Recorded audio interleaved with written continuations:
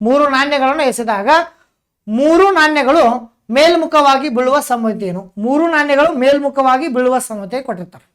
ಅಂದ್ರೆ ನನ್ನ ಹತ್ರ 3 ಕಾಯಿನ್ ಇದೆ, 3 ಕಾಯಿನ್ ಟಾಸ್ ಮಾಡಿ ಅಂದ್ರೆ 3 ಕಾಯಿನ್ಗಳು ಅವು ಹೆಡ್ ಬೀಳ್ಬೇಕಷ್ಟೇ. 3 ಕಾಯಿನ್ಗಳು ಹೆಡ್ ಬೀಳುವಂತ ಸಂಭವತೆ ಕೇಳ್ಬಿಡ್ತಾರೆ. ಆಯ್ತಾ?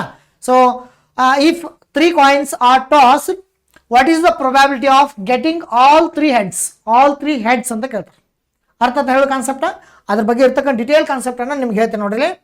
ಇಲ್ಲಿ 3 ಕಾಯಿನ್ಸ್ ಅಂತ ಇದೆ. ಆಯ್ತಾ? ಸೊ 3 ಕಾಯಿನ್ಸ್ದಲ್ಲಿ ಈಗ ಒಂದು ಕಾಯಿನಿಗೆ ಎಷ್ಟು ಮುಖ ಹೇಳ್ರಿ? ಒಂದು ಕಾಯಿನಿಗೆ ಎಷ್ಟು ಮುಖಗಳು? 2 ಮುಖಗಳು. ಆಯ್ತಾ? ಒಂದು ನಾಣ್ಯಕ್ಕೆ 2 ಮುಖ ಇರ್ತಾವ. ಅಂತ ಎಷ್ಟು ಕಾಯಿನ್ ಟಾಸ್ ಮಾಡ್ತಾ ಇದೀವಿ? ಸೊ 3 ಕಾಯಿನ್ ಟಾಸ್ ಮಾಡ್ತಾ ಇದೀವಿ.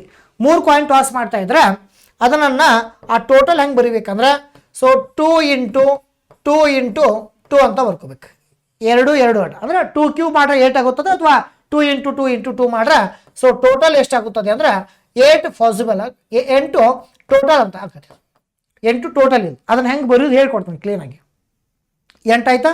ಸೊ ಇದಕ್ಕೆ ಏನು ಕರಿತೀವಿ? 8 ಏನು ಕರಿತೀವಿ ಅಂದ್ರೆ ನಾವು total number of all possible events ಅಂತ ಕರಿತೀವಿ. Total number of all possible events. ಆಯ್ತಾ?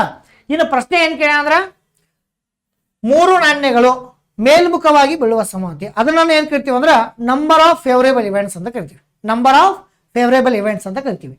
ಈಗ 8 ಅಂತ ಇದೆ. ಈ 8ನ ಅರ್ಧ ಮಾಡ್ರೆ ಎಷ್ಟಾಗುತ್ತದೆ? 8ನ ಅರ್ಧ ಮಾಡ್ರೆ 4 ಆಗುತ್ತದೆ. ಅಂದ್ರೆ 8 ಹಾಫ್ ಮಾಡಿದಾಗ 4 ಆಗುತ್ತದೆ. ಅಂದ್ರೆ 4ಅನ್ನ ಏನು ಮಾಡಬೇಕು? ಹೆಡ್ ಬರಿಬೇಕು. 4 ಹೆಡ್ ಬರಿಬೇಕು. 4 ಹೆಡ್ ಬರೆದಾಗ 4 ಟೇಲ್ ಬರಿಬೇಕಷ್ಟೇ. 4 ಹೆಡ್ 4 ಟೇಲ್, ಇದು ಬಿಡಿಸುವಂಥ ರೂಲ್ಸ್. 8 ಅರ್ಧ ಮಾಡ್ರೆ 4 ಹೆಡ್ 4 ಟೇಲ್ ಬರಿಬೇಕು. ಆಮೇಲೆ 4 ಅರ್ಧ ಮಾಡಿದಾಗ 2 ಹೆಡ್ ಬರಿಬೇಕು, 2 ಟೇಲ್ ಬರಿಬೇಕು. 2 ಹೆಡ್ 2 ಟೇಲ್ ಬರಿಬೇಕಷ್ಟೇ. ಆಯ್ತಾ? ಆಮೇಲೆ 2 ಅರ್ಧ ಮಾಡ್ರೆ 1 ಹೆಡ್ ಬರಿಬೇಕು, 1 ಟೇಲ್ ಬರಿಬೇಕು. Head tail head tail head tail ಅಂತ ಬರಿಬೇಕು. ಇಷ್ಟು ಕ್ಲಿಯರ್ ಅರ್ಥ ಆಯ್ತಾ? ಈಗ ನನ್ನ ಹತ್ರ 3 ಕಾಯಿನ್ಸ್ ಇದೆ. 3 ಕಾಯಿನ್ ಟಾಸ್ ಮಾಡಿ ಅಂದ್ರೆ 3 ಹೆಡ್ ಬೀಳ್ಬೋದು, 2 ಹೆಡ್ ಬಿದ್ದು 1 ಟೇಲ್ ಬೀಳ್ಬೋದು.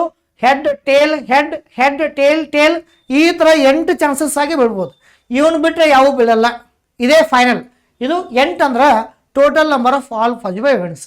ಪ್ರಶ್ನೆ ಏನಿದೆ ಅಂದ್ರೆ 3 ಹೆಡ್ ಬೀಳುವ ಸಂಭವನೀಯತೆ. 3 ಹೆಡ್ ಬೀಳುವ ಸಂಭವನೀಯತೆ ಎಷ್ಟಿದೆ ಅಂದ್ರೆ ಇಲ್ಲಿ ಒಂದೇ ಒಂದು ಚಾನ್ಸ್ ಇದೆ ನೋಡಿ. 3 ಹೆಡ್ ಬೀಳೋದು ಒಂದೇ ಒಂದು ಚಾನ್ಸ್ ಇದೆ. ಉಳಿದ ಎಲ್ಲೂ ಚಾನ್ಸಸ್ 3 ಹೆಡ್ ಬೀಳಲ್ಲ ಅಂದಾಗ ಸೊ ನಾವೇನು ಮಾಡ್ಬೋದು? ಇಲ್ಲಿ 3 ಹೆಡ್ ಬೀಳೋದು ಒಂದೇ ಚಾನ್ಸ್. ಟೋಟಲ್ 8 ಚಾನ್ಸ್ ಇದೆ. 8 ಚಾನ್ಸಲ್ಲಿ ಸೊ ಒಂದೇ ಹೆಡ್ ಬೀಳೋ ಸಂಬಂಧಿಕ ಆದಾಗ ಸೊ ಈ ಪ್ರಶ್ನೆಗೆ ಆನ್ಸರ್ ಯಾವ್ದಾಗ್ಬೋದು? 1/8 is correct answer. 1/8